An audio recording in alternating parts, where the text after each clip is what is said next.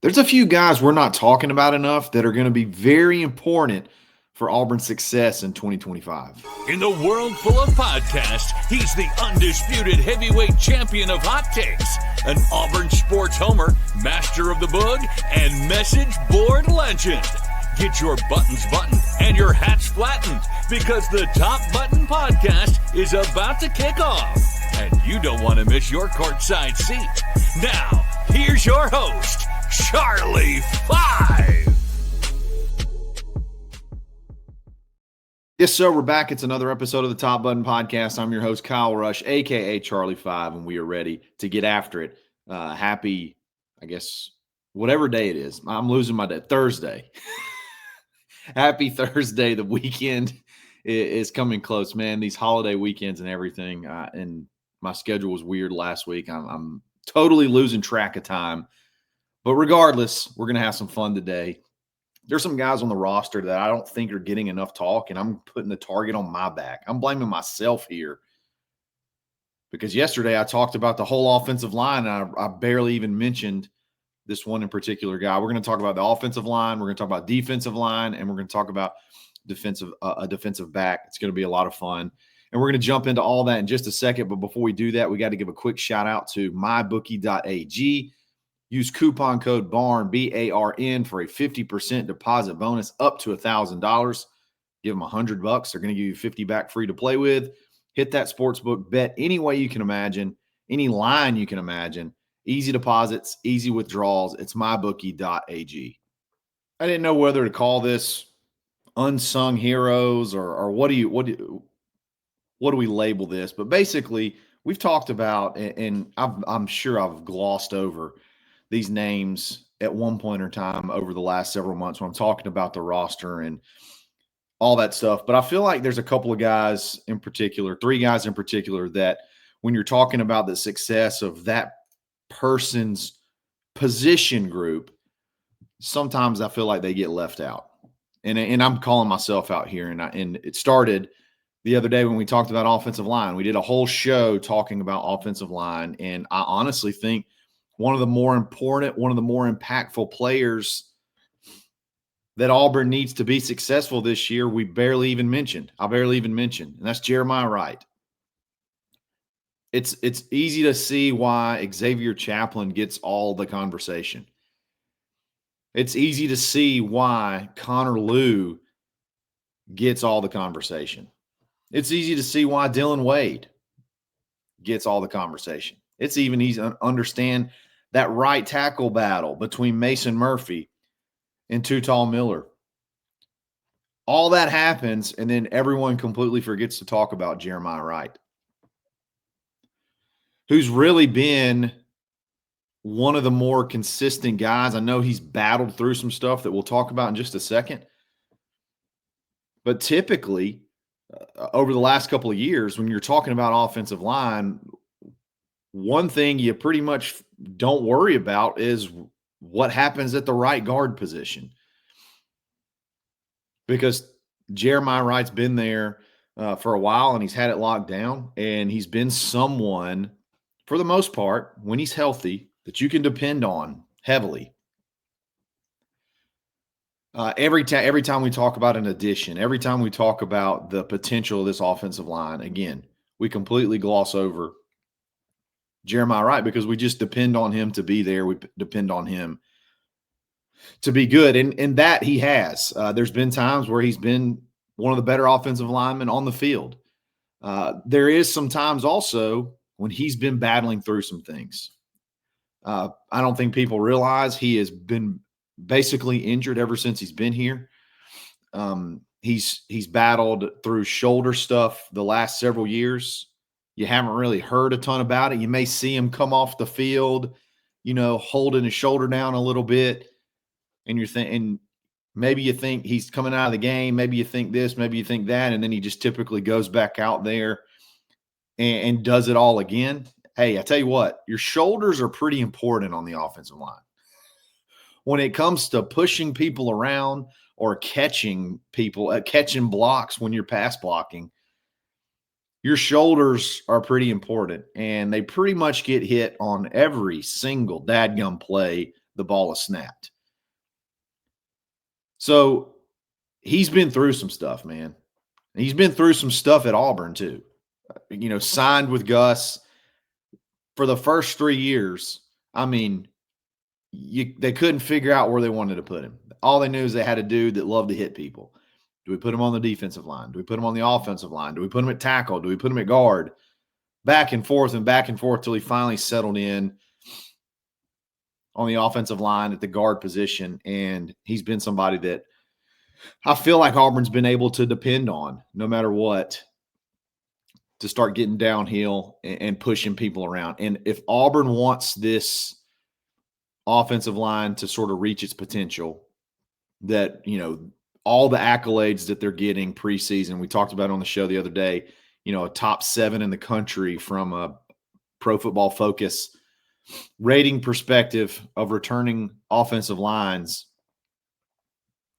In my mind, I'm thinking he's a better run blocker than a pass blocker. And then I go look at his grades throughout the year, and he was, of offensive linemen, he was our second highest rated pass blocker last year. Still a really good run blocker. Very, very important on the offensive line. If Auburn's offensive line wants to be good, Jeremiah Wright's got to be good. Now, there could be an interesting battle there. I think, you get the nod with Jeremiah Wright, but, Mason Murphy, if Too Tall beats him out at right tackle maybe vice versa, you could slide one of the others inside to guard and have a little bit more competition there. So the way that whole thing plays out is going to be very interesting. But overall, you really got to have Jeremiah Wright have a big year on that offensive line. Everything looks good. You like everything. He's still very important. And that is funny how we go through the whole spiel when we're talking about offensive line, and he's almost 100% of the time either the last one you mention or he's completely left out. Shoulder stuff is, I said he's been battling injuries. I've talked to a lot of people, and from the Jeremiah Wright perspective, I don't think he's ever felt healthier. Talked to a friend close to the program, and the word straight out of his mouth is, I've never felt more healthy. My shoulder feels good. For the first time since I've been at Auburn, I feel healthy. And when you've been one of the more consistent offensive linemen, when you've been unhealthy, you think, man, if you're actually healthy, what could you get out of this guy? So very excited to see what he does this year. I think he's massively, massively important on this offensive line. For this offensive line success, he's incredibly important. We're going to talk about interior defensive linemen, and we're going to talk about the defensive backfield that I think is just loaded, just absolutely loaded. We're going to jump into that in just a second. Before we do that, y'all bear with me because I got to tell a story. This is not a paid sponsor. This is just when I see something good, I want to share it with everybody. Okay, when I experience something good, I want to share it with everybody, and that's Levi's Auto Glass. I'm a dummy when it comes to cars. I'm a dummy when it comes to everything to do with vehicles. I had an issue with a passenger window in my vehicle. Had no idea. Thought I broke the glass. And I Googled glass repair, and Levi popped up. I have no connection to Levi outside of Google. Okay. This is on a Saturday. I call the number, and, typically when you see those numbers pop up, you think you're calling Mumbai, India, or somewhere, some call center somewhere out of the country. No, you're calling dadgum Levi. You're calling Levi. He picks up on the second ring. This is his personal phone. He says, he just talks to you like he's your best friend. What's the problem? All right, I'll be there Monday. So this is Saturday. I'll be there Monday to fix it. On top of all that, I explain the problem completely incorrect when he shows up. So he comes all the way from the Montgomery area to Auburn for a specific issue. My issue is not the issue. I explained it completely wrong. He says, well, hey, I tell you what, that's not what the issue is, but this is what it is. Here's the parts you need. Here's where you go get it. Call them. Tell them I sent you. They'll make sure to take care of you. I follow those directions. Go get the part. He says, I'll be back in a couple hours and we'll knock that thing out. I go pick up the part, come back. He shows up just like he said. And turns out he's a big Auburn fan. So, hey, you want to show some support to a dude out there grinding, trying to make it happen. If you live anywhere near Montgomery, if you live anywhere near Auburn, Levi, and you got problems with anything to do with your glass in your windshield, the passenger windows, the actuators, whatever is going on with the window in your vehicle, this is the guy to call. 334-315-9702. Show Levi some love. Tell him where you're going to tell him I sent you. We'll be back right after this.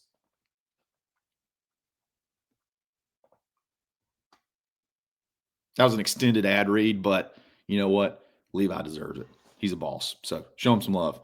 Interior defensive line. Where does the conversation, when you talk about the defensive line, where does the conversation always go?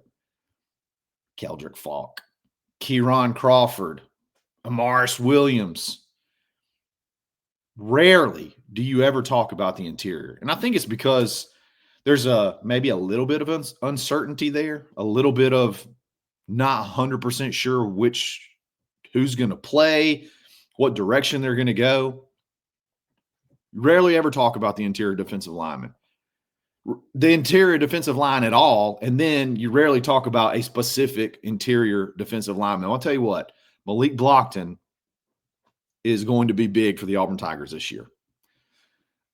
True freshman last year, within very little time of him being here, everybody was like, oh boy, this kid's going to be good. This kid's going to be really good. You know, you think he was that mid-tier 4-star, like not somebody that you're like not getting a ton of big-time offers. He was a legacy, solid in-state player. You might as well bring him in and see what you got out of him. You're not really expecting a ton, and he steps on campus, and there's guys that are just different, and it's not necessarily a measurable you can put on it. They're just different, and Malik Blockton is different. Within just a very little time of fall camp, a true freshman defensive lineman, unsung hero on the recruiting trail, like unsung guy, not getting a ton of love. He's already moved his way into being one of the top interior defensive line options in the pass rushing downs, pass rushing sets. And then eventually his snap count grew to where he became a more of an every down type interior defensive lineman instead of just a one-trick pony pass rushing guy. Had a couple of sacks this year, several tackles for loss, 3 sacks to be exact, several tackles for loss, several quarterback pressures, great against the run. You're thinking, man, you got something there. And then he goes into the offseason, and he looked like a big freshman last year. He was 6'3", 285, but not 290, nothing really that just jumps out on you. You don't see him and say, that's a dude right there. He goes into the offseason, bulks up to 301, and looks like a completely different human being. It looks like he took the super soldier serum in the offseason and has developed his body into a weapon. With the interior being the question mark, the interior defensive line being the question mark this year, I think Malik Blockton is the answer to that question mark. If you're asking the question, who's going to be that guy? I think Malik Blockton is going to be that guy. If Auburn wants to be good on the defensive line again, if Auburn wants to be successful, if Auburn wants to be disruptive, if Auburn wants to be good against the run, I think Malik Blockton is going to be a big reason for that success. If they were to have that success, Malik Blockton is going to be a big reason for it, and we're not talking about him enough. Great storyline. Again, legacy. Brother played here. Brother was very successful. Brother was a very similar type player. I would say Malik had a little bit more accolades coming out of high school. But can he keep it going? I think the success of this defensive line, particularly on the interior, really depends on Malik Blockton's season. And I don't think we're talking about him enough. And I think he's going to have a very, very good year. Switching gears to defensive backs. Y'all, I love this defensive back room. I think it's the best defensive back room that we've had in quite some time. And I think there is an argument. I think there's an argument you could say this rivals the wide receiver room. I would say there's a very good conversation between which one's better, and there's no doubt in my mind those two are the top two position groups on the roster. And I lump the defensive back room as a whole, safeties and corners. I think it's just complete as a room. They're talented and they're deep. Okay. But everybody has a 1 and a 2, I feel like, at corner. Everybody's going to have a pretty decent 1-2 punch at corner. And then typically, what type of program are you after those 1 and 2? I think that says a lot about who you are, how you build a roster. Who are you after that 1 and 2, particularly at corner? Auburn's 1-2, deservedly so, gets a ton of praise. Jay Crawford, Kayan Lee, phenomenal seasons last year. Jay Crawford becoming a household name as a true freshman. Expecting big things out of him this year. Kayan Lee going into his junior year. Is he going to turn himself into a draft pick? I know he's got some draft eyes right now, some NFL scouting eyes on him. Can he produce and be that guy that we think he can be? The 1-2 punch. Auburn's got it just like a lot of other teams got it. But what happens after that 1-2 punch? That third DB, that fourth corner. That's what separates good teams from great teams. Depth, quality depth. And I think Auburn has one of the better 3-man, whatever you want to call it, number 3, or he could even be, number 3 or number 4. Auburn has one of the better ones in the country, and that's Raion Strader, the transfer from Miami, Ohio. If Auburn wants to be elite at DB, you got to have depth. You got to have those guys to be able to come off the bench and play. You saw what happened when Champ Anthony was in there last year, and he was playing really well at one of those corner spots. He arguably was having one of the better seasons before he got injured, and he's going to be back. How much has that injury healed? How much of a factor will he be? That's another conversation for another show. But Raion Strader, you brought in one of the best returning defensive backs in the whole country. The top pass deflection, pass breakup defensive back in the country, returning from last year. We're not talking about him enough. I think he's going to have a chance to be a really, really good player. You're one play away from being in the starting lineup. And then when teams spread it out and want to throw the ball, which it seems like every other team now wants to throw the ball a ton, you got to have guys that can cover. And Raion Strader can cover. You just look at his statistics last year. Obviously, I know the competition is different, but if you were to put his overall coverage grade on Auburn's team, I think he'd be the number 2 defensive back as far as coverage goes. It's definitely the number 2 corner. Safety is a little bit different, but you're bringing in a real player. You brought in a real player, and he's just, imagine now that's your guy off the bench. Now, I guess in theory he could work his way into the starting lineup. But I still think if Auburn wants to be the elite defensive back room that we think they could be, you need Raion Strader pushing Lee. You need Raion Strader pushing Jay Crawford. You need Raion Strader pushing these guys, and then when he gets on the field, doing what he can do, doing what we know he can do, doing what he's shown he can do. Very, very important for this defensive back room. Very, very important for this defense as a whole.